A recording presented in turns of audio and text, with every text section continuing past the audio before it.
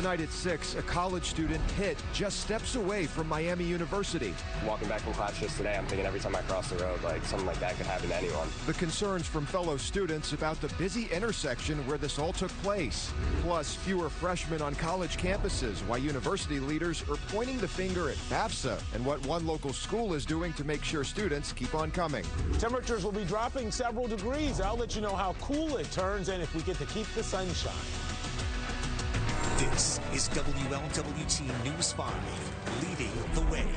A Miami University student remains at UC Medical Center tonight after she was hit in a crosswalk. Good evening, and thanks for joining us here at 6. I'm Chris Jacobs. And I'm Cherie Pillow. This all happened yesterday right near Spring and Main Streets, right near Miami's campus. And WLWT News 5's Danielle Dindak live for us in Oxford tonight. She's been talking with students who, no doubt, Danielle, are rattled by this news. Yeah, absolutely, Cherie. And I can tell you that being at this intersection all day long, there's multiple cars here and multiple walkers here. And as you could tell, there is no traffic light. But I do want to show you some video because just moments ago, officers were back out here on scene and they did bring that Jeep with them as they did a car crash reconstruction. As you can see in this video here, you can see that the Jeep was actually decorated for Halloween. It had a skull and a spider on the front. Now, another interesting part to watch is they actually had students walk across the street where that girl was believed to be hit by that Jeep. And we actually did hear when that officer jumped out of the car, he actually heard, and as you can see right here, there's more problems here at this intersection. But I do want to tell you, after that police officer jumped out of the Jeep, he said he can hardly see out of that front window. But like you said, Cherie, multiple students out here today say they're definitely going to take an extra second and look both ways once again before they cross the street. You never know when something like that could happen, so I'm just praying for the best for it. Michael Simeone sits on his porch, replaying over and over again the scene right in front of his house.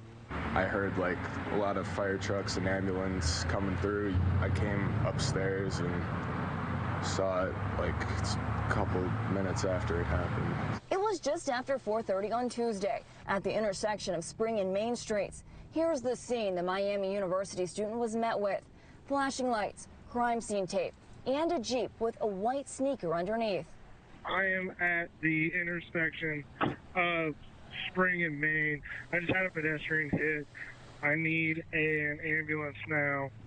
Oxford police confirm a 19-year-old driving a Jeep hit a 20-year-old near a crosswalk. Both are Miami University students. We've got one under a car. The driver stayed on scene, and we're told he's working with police. As for the woman that was hit, Air Care 2, this is UCMC. Do you copy? She was flown to UC Medical Center in critical condition.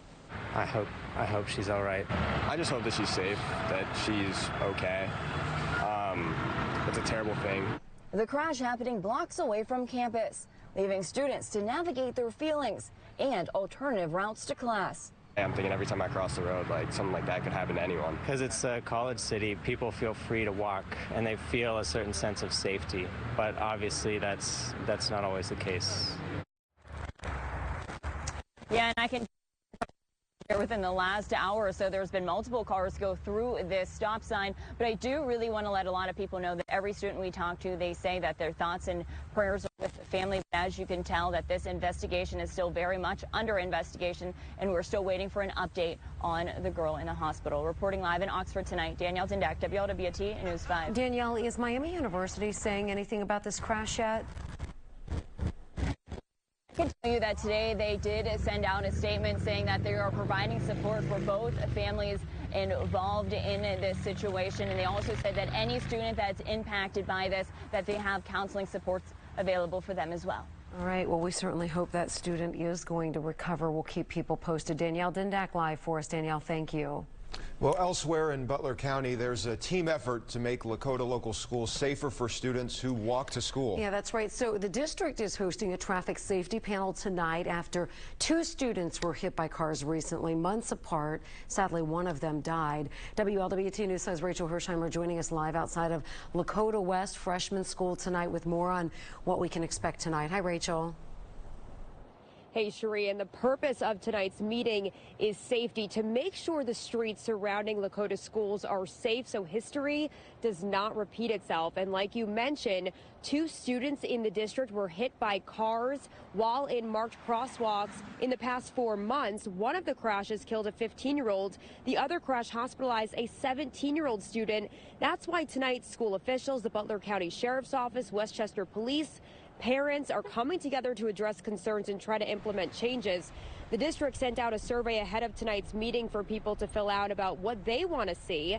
The Butler County traffic engineer says changes have already been put in place around the schools. What we've done so far is, high visibility crosswalk markings have been installed, signs have been installed, advanced signs, the rectangular rapid flashing beacons, or short RFB, have been installed at crosswalks. Those are all safety upgrades. And the online survey that the district put out ahead of tonight's meeting received more than 160 responses. Most people telling the district they want to see different things installed in front of Lakota local schools to make sure that their students stay safe. And again, tonight's meeting starts at 6:30, and we will have a full report about what happened inside tonight at 11. For now, we're live in Westchester. Rachel Hersheimer, WLWT News 5. All right, Rachel, thank you so much. Well, breaking tonight, a crash in Clifton sending a car over a guardrail has turned deadly. This happened shortly before 3:30 on Central Parkway near Ludlow Avenue. That's right by the parking garage for Cincinnati State. Police on scene telling us the car ended up hitting a pole. We know it was deadly, but we're working to find out how many people were in the car and if any other drivers were involved. It's still unclear what caused this crash. New details tonight in the criminal investigation into the principal of Scott High School in Taylor Mill. Now, we first brought you this story last night. He's been placed on leave already while Kenton County Police investigate alleged inappropriate conduct off campus.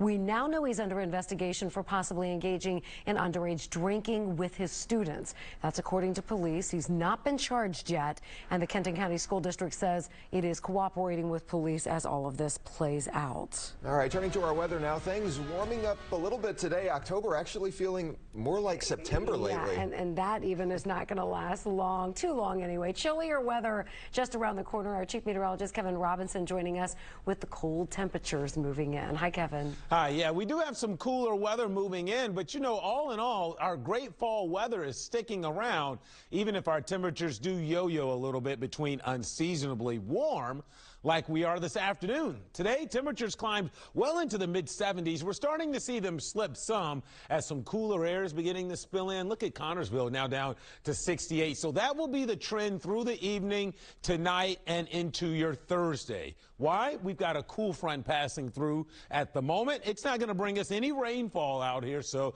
don't expect to need your umbrellas at all. But temperatures tomorrow will slip by about 10 degrees. So we'll go from mid to upper 70s to how about mid 60s for highs. Again, seasonably cool. We'll talk about what to expect for the rest of the second half of the week and into the weekend when I return in just a few. Cherie. All right, Kevin, thanks so much. In Commitment 2024 news for you tonight, some Kentucky voters have started already casting their ballots. So today marked the start of in-person excused absentee voting in the Commonwealth. I think I got all that down. So it runs today through Friday and then picks back up next Monday through Wednesday. Absentee voting sites will be open from 8:30 until 4:30. It's important to note this is separate from early voting. Most people aren't actually eligible for in-person excused absentee voting. That is set for people who have a reason that they can't get to vote on election day or the other early voting. Expected moms, our young generation that might be away at school, people that are traveling, people that are on vacation. That's who those really, the early voting is intended for. So there will also be 3 days of early voting for all registered voters. That's happening from October 31st until November 2nd. Meanwhile, tonight in Ohio, early voting is off to a strong start. According to Ohio Secretary of State Frank LaRose, more than 1 million voters in Ohio have already turned in their ballots early. That works out to be more than 500,000 mailing in their ballots and then more than 630,000 voting early in person. Early voting ends November 3rd in Ohio. And by the way, the polls are going to be open the next 2 weekends if you cannot vote early during the week. So we've put together a full election guide for you on our website. Once again, it's WLWT.com. Just scan the code here on your screen to find everything you need to know before you cast your ballot, no matter if you're in Ohio, Kentucky, or Indiana. We're breaking down the issues and the candidates. You can also find the guide on our free WLWT mobile app. Well, new data out tonight shows universities across the country saw a decline in freshman enrollment for the first time since 2020. WLWT News 5 Sean McKinnon spoke with schools in our area. He's live at UC, and Sean, we know they've had record enrollment over the past few years, so why exactly is that? Yeah, Chris Cherie, that's right. Despite national trends, UC says their first-year enrollment has actually been up. They think that's because of scholarship opportunities and getting new types of students. They say enrollment among Black, Latino, first-generation, and Cincinnati public school students is up 15 to 20% year over year. Today, UC welcomed 300 CPS student athletes to campus, introducing them to current D1 students, but also showing them there's careers in athletics outside of playing, like school administration, athletic training, and sports management. The head of student enrollment at UC says the national enrollment decline is 100% because of FAFSA. It was so delayed last year, students had to make a college decision without knowing if they got financial aid. The impact could be massive. Literally a generation of students to not go to college because it's so much harder to start college when you've taken time off after high school. The University of Miami is also not experiencing an enrollment decline. Leaders there tell me their first-year class is up 7%, about 5,000 students. Reporting live from UC, Sean McKinnon, WLWT News 5. All right, Sean, thank you so much. Well, coming up, a local teacher getting a surprise from a student that ended up going viral. Oh, he's amazing. I'm honored to get his jersey. Only on WLWT tonight, we're introducing you to the student who says this teacher changed his life for the better. And are you enjoying the warm fall October conditions? If so, we've got a little bit of a hiccup for temperatures for tomorrow. I'll let you know how much of a drop to expect and when we could be back into the 70s, even close to 80 again. Your full forecast is up next. You're watching Cincinnati's WLWT News 5 at 6.